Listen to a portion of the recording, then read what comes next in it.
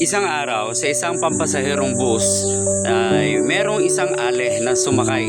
Dahil punuan na, wala nang maupuan yung ale.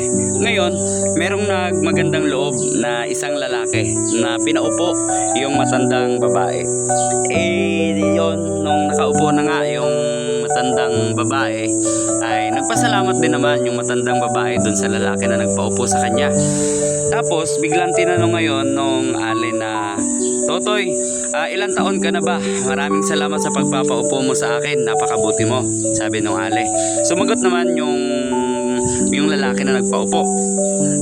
30 years old na po ako, nanay," sabi nung lalaki.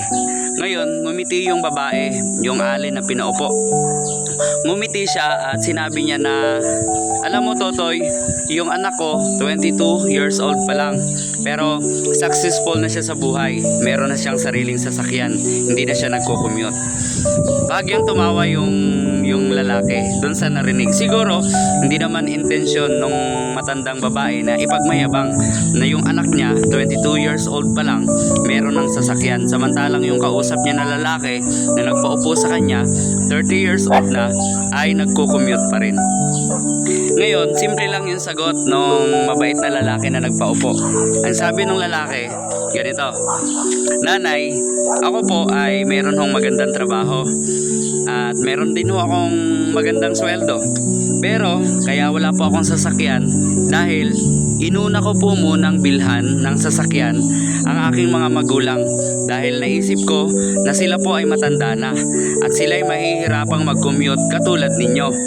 Kaya naisip ko po na sila po ang unahin na pagkalooban ng sasakyan sa halip na ang sarili ko. Dahil baka sakali, punuan ng bus ay wala akong magmamagandang loob sa kanila na katulad ko na magpapaupo." Hindi na nakasagot yung matandang ale na pinaupo.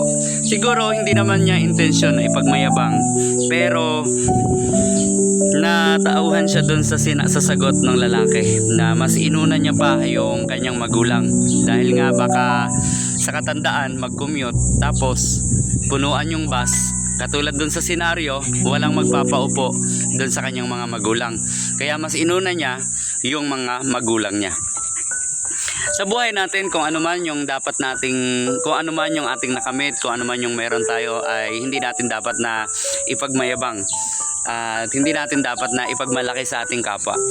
Pero merong bagay na dapat nating ipagmalaki, yun yung karapatan natin bilang mga anak ni Kristo. Yun ang dapat nating ipagmalaki at magiging proud. Magandang araw po, Ka Albert po.